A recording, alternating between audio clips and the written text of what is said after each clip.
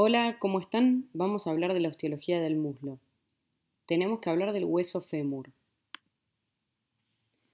Estamos viendo una pelvis derecha, una hemipelvis derecha con el hueso coxal, la tibia hacia interno, el peroné hacia externo y vamos a ver entonces la cara anterior del fémur, que es el hueso que forma el esqueleto del muslo.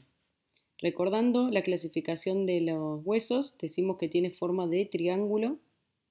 Tiene dos extremidades porque es un hueso largo y un cuerpo, dos epífisis y una diáfisis. Su cuerpo o diáfisis tiene forma triangular, como les dije anteriormente, va a presentar una cara anterior y un vértice posterior. La cara anterior es la base de este triángulo y va a presentar dos caras posteriores o una cara medial, postero-interna, y una cara postero-externa o simplemente cara externa.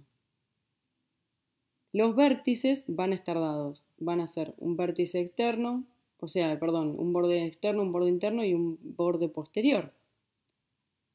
O antero-externo, antero-interno o anteromedial y posterior. Al borde posterior lo denominamos línea áspera.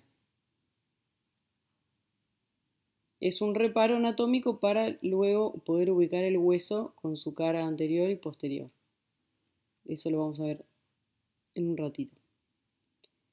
Vamos a describir la epífisis proximal.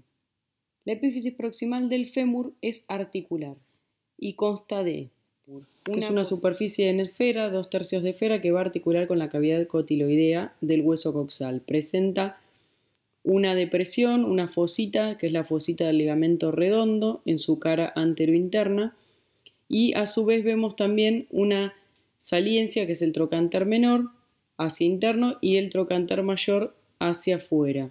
En el medio de estas dos estructuras está el cuello anatómico y el cuello quirúrgico es el que separa la epífisis de la diáfisis. Hay una línea que une los dos trocánteres, que es la línea intertrocanteria anterior, y hacia posterior vemos la línea intertrocantérica posterior, que es para inserción del músculo cuadrado femoral de la pelvis, que ya estudiamos. Existe una depresión detrás del trocánter mayor, que es la fosa digital, para inserción del músculo obturador externo, y en el trocánter menor se está insertando el iliopsoas. Recuerden que, además de los músculos que ya estudiamos en la pelvis, tenemos que recordar que en el trocánter mayor se van a estar insertando. Ahí está el trocánter menor con el iliopsoas, el trocánter mayor que se va a estar insertando el glúteo menor, el vasto lateral, se va a estar insertando también el músculo piriforme, y que la cara anterior del fémur es más bien lisa. Ese es el cuello quirúrgico. Y recordamos que la diáfisis tiene forma triangular de base anterior.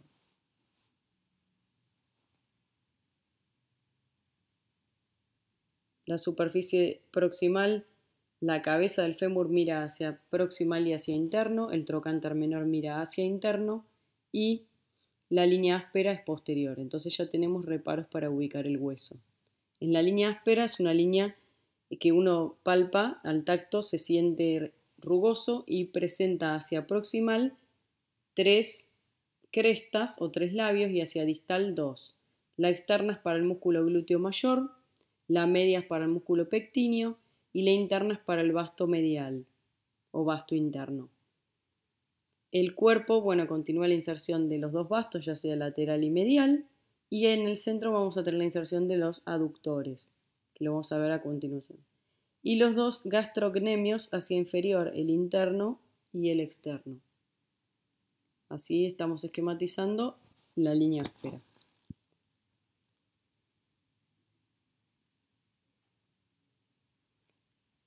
En lo que respecta a la epífisis distal, en su cara anterior va a presentar la superficie articular para la tróclea, la polea para la rótula. Hacia interno tiene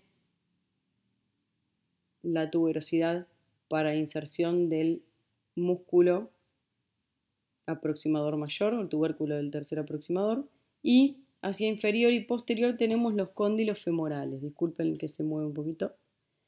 Los cóndilos femorales y la escotadura intercondilia. Entonces, los cóndilos miran hacia posterior, el tubérculo del aductor mayor o tercer aductor.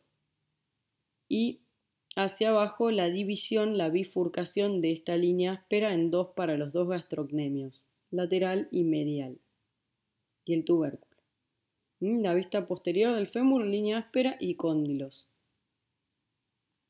No se pueden equivocar. Y hacia distal tenemos los dos cóndilos y hacia aproximar la cabeza femoral. Entonces, si yo tuviera que ubicar parámetros, recuerden que necesitamos saber qué es, ¿sí? Para saber si un hueso es derecho o izquierdo. ¿Qué tenemos que saber? Algo proximal y algo distal. Hacia proximal tenemos la cabeza del fémur. Hacia distal tenemos los cóndilos. Ya lo podemos ubicar. Hacia externo o interno. O hacia lateral y medial. ¿Qué tenemos? Hacia interno la cabeza también y el trocánter menor. Ya sabemos que va a mirar hacia interno. Y ahora tenemos que definir algo anterior o posterior. La cara anterior es plana, recuerden ese dibujo del triángulo, y la cara posterior es rugosa y es un borde, en realidad no es una cara, que es la línea áspera. Y hacia posterior vemos los cóndilos, como les estoy dibujando, con la escotadura intercondilia. Entonces la escotadura intercondilia, que es más profunda que la cavidad articular para la rótula, es posterior.